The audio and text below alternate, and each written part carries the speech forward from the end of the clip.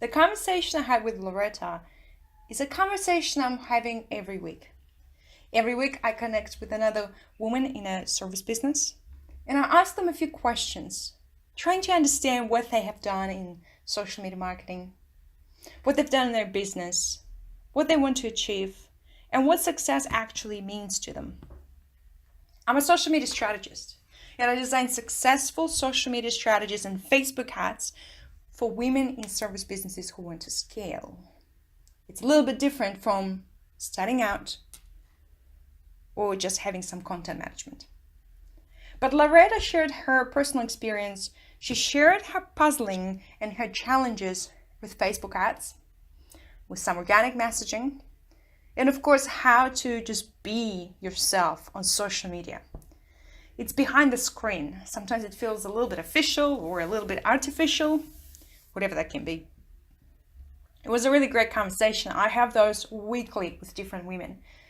And I don't often release those conversations, but this was a part of a bigger conversation. And I felt that sharing this bit would be really useful for any other women out there seeking help as well. Loretta had challenging with Facebook advertising, but really when we dug into it a little bit more, we realized that that was their messaging she was having problems with. And that's very common. Trying to find the messaging that resonates specifically with your target market is not always an easy task, but it definitely can be done. But the interesting thing she mentioned is that most marketers are asking her to narrow down her demographics. Very true. I think that's a good idea. But what they're not telling her is how the heck to do it.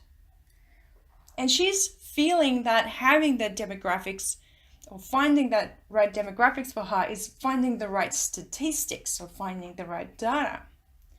This is not something that can be found on the shelf. You really need to know your own demographics through your own sales. Do not rely on Mashable or Social Media Examiner or any other place where you can find some stats and some trends about social media. This is talking about your business and specifically your data. It cannot be biased because you've done it. You've done the work. You collected it. You know it. Yes, it can be a little bit tricky, and that's why we had this conversation. And I'm really hoping this would help you as well. I think this is something you might be struggling right now as well. So let's listen in. Okay, I took Facebook ads a couple of times.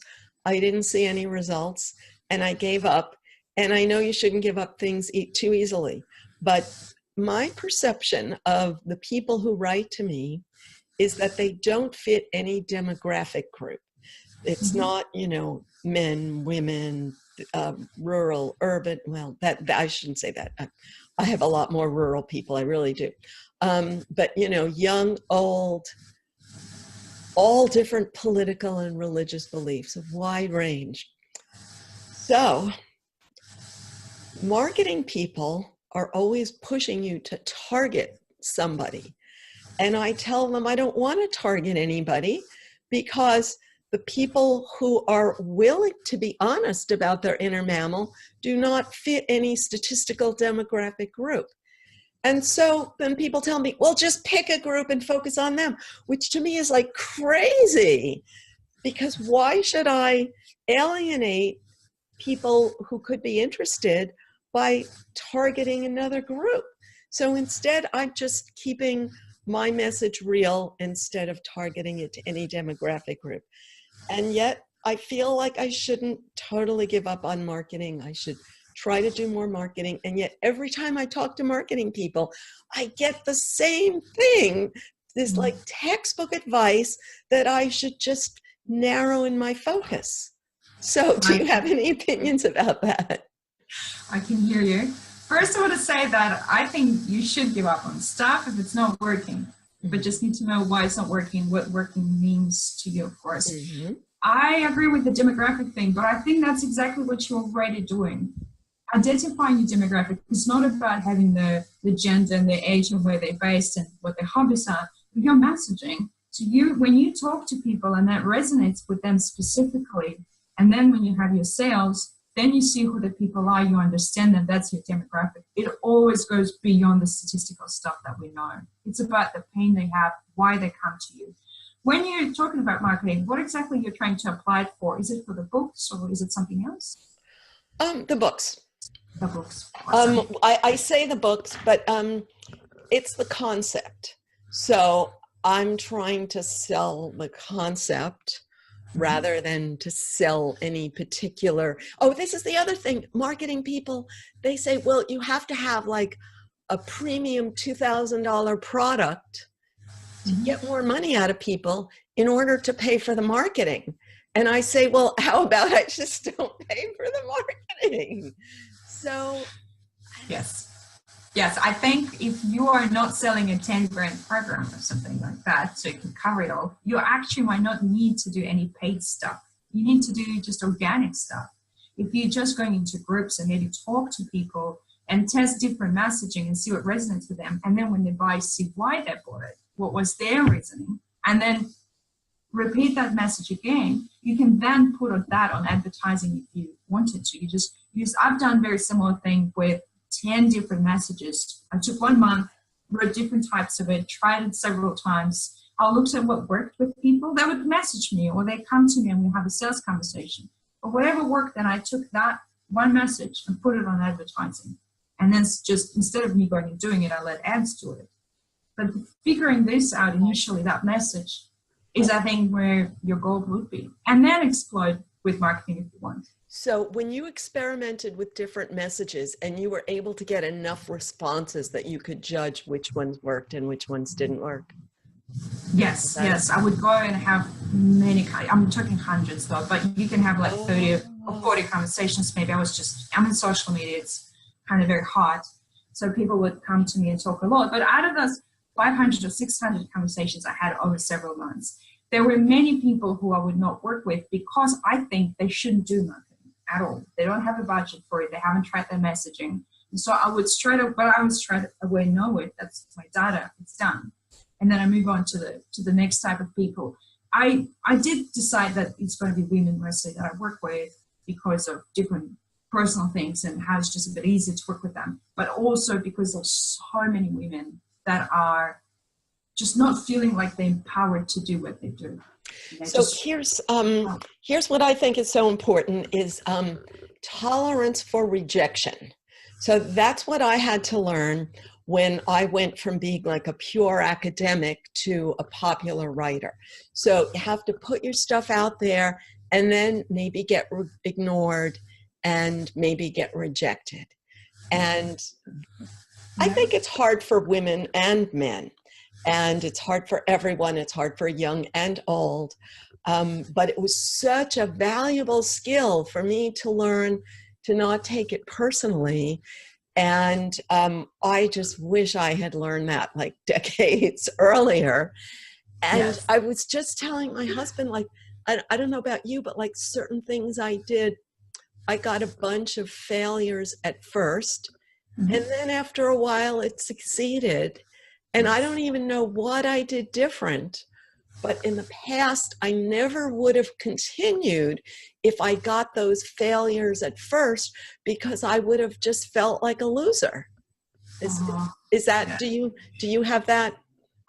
It's a skill. I agree with you. So it's something you need to train, definitely. And I've tried to, my natural impulse is a curiosity. That's just how my upbringing was. So when I approach this kind of stuff, and initially was also with a lot of hesitation, is curiosity. So I would put stuff out there with the mindset of curiosity. So if I fail, I actually don't. All I did is I got data. Exactly. It means I'm winning already, which is fantastic. Yes. And then once we get the data, we quickly move on to the next step. And I have the same approach with my clients, quickly break it, move on to the next step. And sometimes they do take it personally as well, and they come back to me and go, well, why this happened this way? And I'm like, what? It's so exciting. We now know. We don't have to waste any time on this ever again. How amazing is this? Let's move on and go to the next step. So that's so fabulous that you learned that when you were young. Do you have any theory of how you learned it when you were young? I actually grew up in Russia, and curiosity was not encouraged at all. Actually, other way around. So I felt like I wanted to see more, I wanted to know more. And when I moved to Australia, where don't know how curious people are here, and I still can't quite figure it out, but things are opened and they're there. So I have access to everything now, and I grew up where I didn't have access to anything, and I couldn't ask questions or probe things, so ask more people about things. Now I can. It's just all coming out like racing. But the fact that you don't take it personally when something doesn't work, do you know how you learned that? It's a repetition and the skill, literally. So every time I don't put out messages randomly to start with, so I plan it. And every time I'm doing it, I'm already coming with the mindset I'm doing it to get some data. So if I don't get any data, that's data. And then I'm excited. But what about for someone who's using Facebook for pure social reasons? So in the social world, you have to put yourself out and you hope to get recognition, acknowledgement, support, and people don't always get it. And I think a lot of the reason they don't get it is because they don't realize that they're already getting it because they want more, because it's natural to want more. And then when you want more, you're disappointed. So you always end up in the disappointment place instead of focusing on, well, the support that you did get. Yes. I think, firstly, we don't really need to be out there. I think we need to decide how much of it we want. And I use my personal account for my business work because my business and we're the same. I'm the same here now, and I'm going to be the same with my clients, and then I'm going to be the same with my friends. There's nothing changes. All my clients have access to my personal profiles. Nothing is different. I'm still the same person. And I don't think they need to put themselves out there. But I strategize this stuff. And so if you've decided to go out and have conversations with people about what you do, you don't really talk about what you do as such. You talk about what are they thinking about. And then you talk about that with them somewhere on social media. You just have this conversation back and forth more and more. And then it's just curious and interesting and fun and personal. And that can become a sale. And then when you know you're messaging after. Okay. Well, so you are focused on using it to draw out the other person and learn about the other person, it sounds like. Actually, yes. A lot of learning about them and learning a lot about how you can help them. Well, I can definitely see how that would be very good in your career, but in your personal life, so you feel like you do the same thing. Yes, there would be no difference. And then in personal life, would you have some goals? That if you looked at social media, personal life, would that be something like that's what you mean?